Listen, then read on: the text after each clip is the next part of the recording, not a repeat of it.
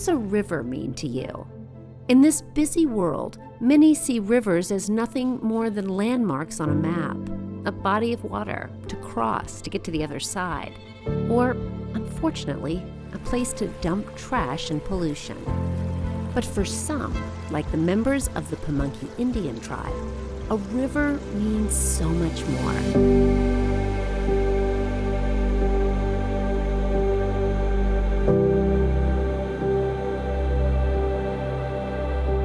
For generations of us, our river, the Pamunkey, has meant food for hungry families, a highway used for travel to see friends, a store to find items for trade, and most importantly, the banks of this river have meant a home for our people. In our culture, this river is as important as the blood in our own veins. The beautiful Pamunkey River has sustained us for centuries. But in recent years, it has come under pressure due to pollution and through an onslaught of invasive non-native species. These challenges have changed our river and the way we see it, but now we are fighting back. The Pamunkey Tribe and the federal government, led by NOAA, are working together with teams of experts to help change our ailing river and once again make it the lifeblood of our tribe.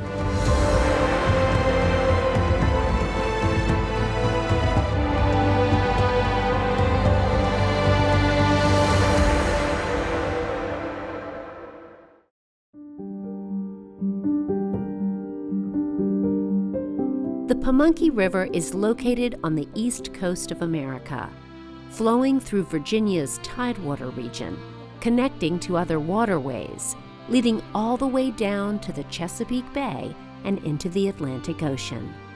For thousands of years, the Pamunkey River has been the connective thread that ties a people to a place. We are the lineal descendants of the original Pamunkey, the most formidable tribe of that great World War Powhatan Confederacy, who met the first Virginia colonists in America.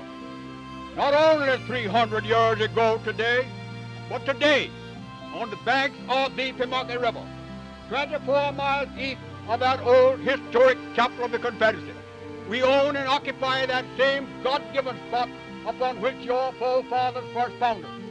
These shores are steeped in history. Spanish explorers traveled on these waters, as did the first permanent British settlers at Jamestown.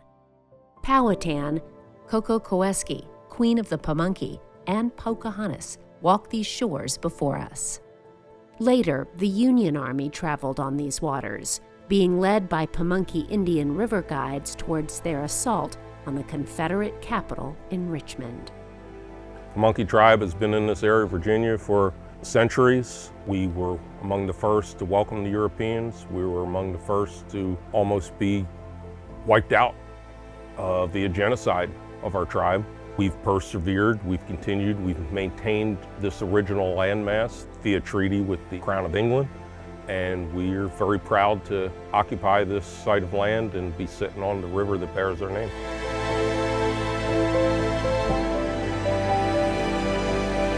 Pamunkey River is integral to Pamunkey history and Pamunkey culture because it has served as our transportation system. It provided food, it provided trade items, and after European colonialism, it provided a market or a cash economy for our tribal members and using the plants, the animals, and the fish to make a livelihood. So whenever you think about the Pamunkey tribe, our history, our culture, you cannot talk about it without the river. It was the one thing that sustained our community. It is the reason why we are still here today.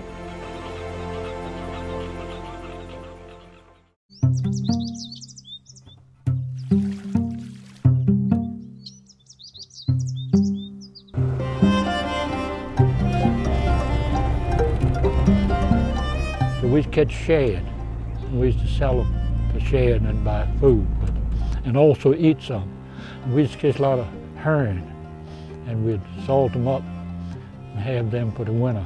They used to catch so many fish, put them in barrels, and load them on the train. The train would ship them to Baltimore. We also would take a net, just like they did back then and go around the edge of the shore, and we'd catch catfish, white perch. That would help us along during the summer months.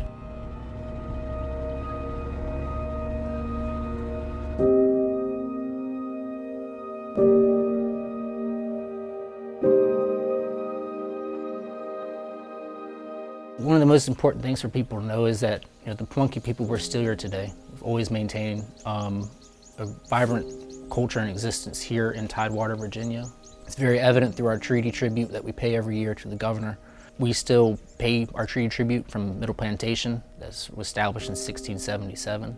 That's something that has maintained pretty much every single year since it was first established. I feel as though that's one of the most important things, because the things that allow us to fish from the river or to harvest from the river or to gather as we need for cultural aspects that could easily be threatened if that treaty goes away. Even as we have maintained our treaties, third-party actions have begun to affect our waterway. Recently, the river that we are so proud of has started to change. Pollution, erosion, and invasive species are beginning to degrade the ecosystem that has matured over thousands of years. Even in my lifetime, shad populations have been drastically reduced. Other populations of mussels that maybe people don't think about. And then we have invasive species such as hydrilla and blue catfish that are crowding out the natural fisheries. Over the years, we've developed partnerships with the Department of Game and Inland Fisheries, NOAA, Virginia Marine Resource Commission, and basically learn from them. They would provide the scientific expertise. Our tribal members would provide the fishing, the work hours, the manpower needed to operate the hatchery. That's the way to go down the river, and the fish could tangle up into it. And then he belonged to me. We started the hatchery, the shad hatchery, in the early 20th century as a way of giving back to the river for all that we were taking out. And over the years, we saw that we pretty much needed to, because the populations were dropping. So the shad hatchery has meant a lot, both just as a means of giving back to the river and to replenish the shad population. Shad fishing was one of the key components of the Pamunkey economy for thousands of years, and it became especially important in the 19th and 20th centuries because that's what we would eat, and that's what men would sell at the markets from all the way from Florida all the way up to New York City. And men would be gone for long times of the year and make cash with their fish and send that back to their families to use for the household.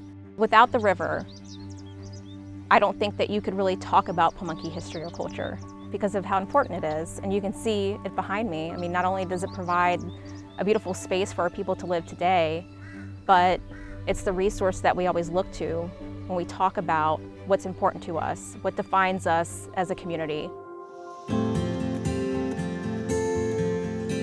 Although undoing the recent damage might seem insurmountable, we are trying.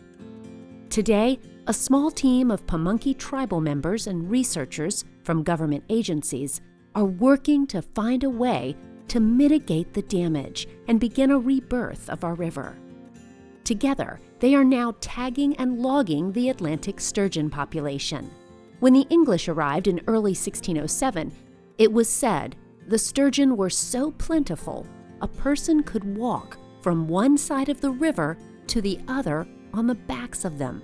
While this is certainly not true today, their population is in steep decline, and research is being performed to better understand these beautiful, massive fish. In addition to shad, sturgeon were once a big part of Pamunkey life. Their populations have diminished to the point where sturgeon are an endangered species. And we've been working with federal grants to study sturgeon and determine their life habits, their life cycles, where they bed, so that we can hopefully bring back sturgeon in the abundant quantities they once were. Sturgeon played an important part, and a spiritual part. Indigenous culture is all based around spirituality. Everything from bringing life in to taking life out.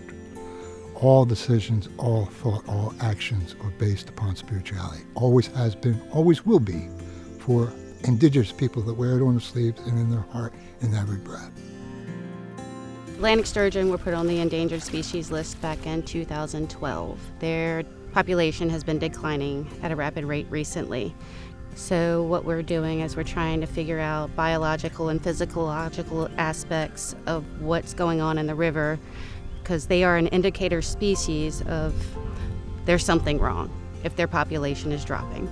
So we are going out there and we are tagging them, taking DNA samples, and trying to get an abundance estimate of the adult spawning population. Much of the effort from the team surrounds tracking and logging the sturgeon that come up the river. Along the lower, middle, and upper parts of the Pamunkey River, the team sets up a series of stations to monitor the water quality for dissolved oxygen, temperature, pH levels, and a host of other measurements. The team also uses a series of receivers to track the sturgeon that enter the river. Numerous sturgeon have been tagged with acoustic receivers, and as they pass the monitoring stations, a ping is registered, allowing the team to understand approximately where the fish are at that exact time, the date, and what the conditions were in the river. Working this project, you get a better understanding of the river because you're out there almost every day during field season, and then you learn about these huge fish that are in this river, but I've never actually seen one until I worked this grant. So it's kind of cool to actually work with the fish that you hear stories about from tribal members. This place of peace continues to inspire generations of Pamunkey Indians. With the help of the tribe and the federal government, one day soon, the ills of the river may be replaced once again with bounty. I think one of the most important parts about Pamunkey history, about Pamunkey culture, and defining ourselves as an indigenous community is our relationship to the water, to the Pamunkey River. Without it, I don't think that we could look to who we are today and really understand that we still have this precious and important resource that we can still use for our people. So for me, the river, again, is our bloodline, it's our lifeline.